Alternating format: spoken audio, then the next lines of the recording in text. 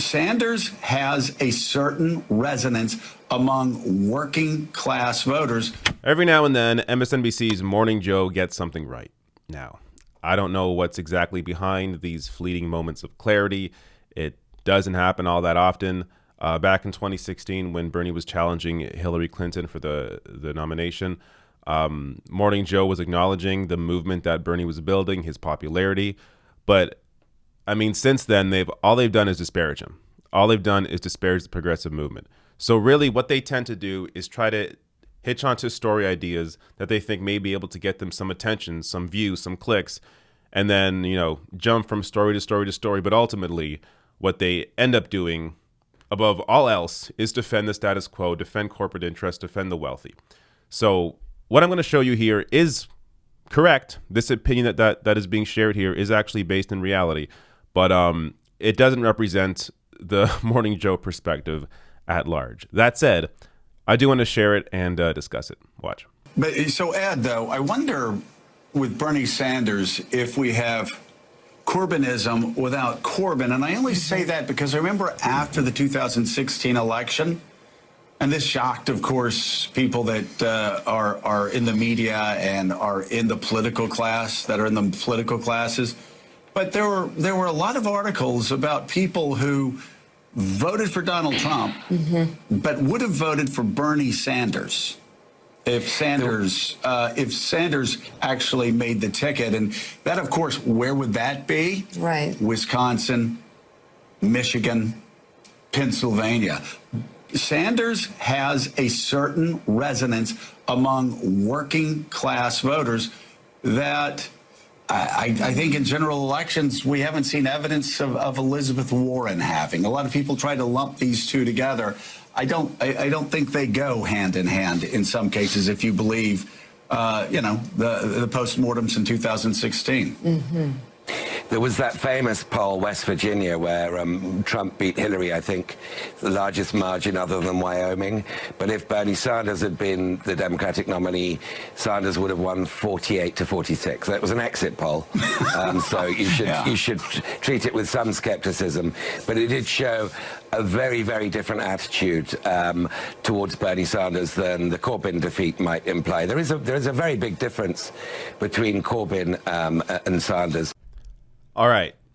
Now, this clip started off a little shaky. I thought they were going to get into an analysis that I've seen too often now since the Corbyn defeat last week. This idea that, because Jeremy Corbyn is a socialist and he lost, that means Bernie Sanders can't win against Trump. Even though these two elections have nothing in common, as I'm going to get to in a second here, the UK result was largely about Brexit. But before I even get there, I'm going to give credit here to Spitting Back on Twitter. That's the person that shared this clip online. This clip is nowhere to be found. It's not on YouTube, on the MSNBC website. It's not on the MSNBC YouTube channel or the website. I didn't see it anywhere else on Twitter. Anything pro Bernie or pro progressive policy rarely ever gets shared around by official MSNBC outlets. So, and the same thing oftentimes with CNN. I'm not sure if it's intentional, but it happens quite a bit. Back in 2016, it didn't really happen. Again, at the time, they didn't see Bernie Sanders as a threat, so I think they were more open to discussing the movement that was growing and the popularity of Bernie Sanders. This time, though, when Bernie's discussed, which is rare to begin with, but when he's discussed, these clips are rarely ever posted online by the official sources. That said, let's get into what was discussed here. So the difference between, Bernie Sanders and Elizabeth Warren, I think, has not been highlighted enough. Oftentimes, you've seen cable news especially, they lump Warren and Sanders together as if they both equally represent the progressive movement when they absolutely do not. Bernie Sanders essentially built this movement since 2016. He has built it since then till now. He continues to have the largest support base, the most individual donors by far, the most money by far, the most donations by far. And we're talking no corporate money, no private fundraisers. He also has the most volunteers by far. It's not even close. So, back in September, Bernie hit the 1 million individual donors mark. No other campaign has hit that yet. Just to give you an idea of how much more successful the Bernie Sanders campaign is at building a movement compared to any other campaign in the race. Also, this idea that Sanders can reach out to working class voters in a way that Elizabeth Warren can't, I think that's exactly true. And of course, this has been discussed a million times, but this idea that Bernie would have defeated Donald Trump. On election day, in exit polls, Bernie would have won against Donald Trump opposed to Hillary Clinton. All polling up to the election showed that. The problem, and then people ask, well, then why didn't Bernie win the primary against Hillary Clinton? Because primaries are often closed to anybody that aren't Democratic registered voters. So general elections, more people come out to vote. So Bernie's base is largely, a lot of them are young people. They're independents. They're people that don't usually vote, but they'll come out in a general election because they see Bernie Sanders on the ticket. But in a primary, especially when you have a lot of close states where you have to be a Democratic registered voter to be able to vote in that primary for the candidate, well, that shuts out a lot of people. So that opens up the window for Hillary Clinton to take the nomination in 2016 and Bernie Sanders just to barely lose it, despite the fact that he had so much popularity with independents and young voters and people who don't normally vote. Now, the UK election results. So just to get, usually how this is discussed, if you watch any cable news, you've already seen this discussed. This idea that, Jeremy Corbyn, he lost because he was so socialist and that's why he got destroyed against Boris Johnson. Yet, what's conveniently left out of that conversation is that Jeremy Corbyn and the Labour Party made huge gains in 2016 on largely the exact same platform. The only major difference for Labour from 2017 to this election in 2019 is their position on Brexit. So back in 2017, the Labour Party supported the Brexit referendum. In 2019, they backtracked to the centrist position of staying neutral.